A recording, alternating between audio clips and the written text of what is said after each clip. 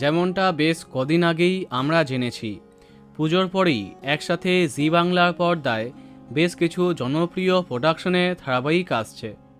বিভিন্ন সূত্র থেকে জানা গেছে সেই সমস্ত ধারাবাহিকে প্রধান চরিত্রে কাদেরকে দেখা যাবে, যদিও সব কাস্টিং জানা যায়নি।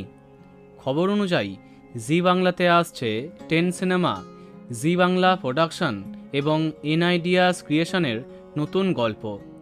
বলা বাহুল্য এদের জন্য সবাই এক্সাইটেড, কিন্তু তার সত্ত্বেও দর্শকের মন খুব খারাপ হয়ে যাবে, কেননা আমাদের খুব প্রিয় দুটি ধারাবাহিক শেষ হয়ে যাচ্ছে।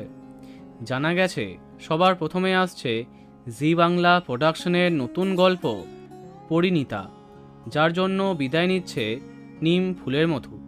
হ্যাঁ, পুজোর পরই শেষ দিনে শ্যুট করবেন তারা, তবে কবে সেই ডেট তা কনফার্ম জানা যায়নি। অন্যদিকে পরের মাসে মাঝামাঝি করে শেষ হয়ে যাচ্ছে জি বাংলার আরও একটি টপার ধারাবাহিক জগদ্ধাত্রী। এক সময় একটানা টিআরপি তালিকায় রাজ করেছে এই ধারাবাহিকটি, যদিও বর্তমানে জগদ্ধাত্রী তার প্রতিপক্ষের থেকে পিছিয়ে থাকছে। বেশ কদিন আগেই শোনা গেছিল সেই গুঞ্জন। এবার সত্যিই বিদায় নিচ্ছে জগদ্ধাত্রী, প্রায় একই সাথে বিদায় নিচ্ছে জি বাংলার দুটি টপার ধারাবাহিক। তো বন্ধুরা, এ বিষয়ে তোমার কি মন্তব্য কমেন্টে জানাতে পারো।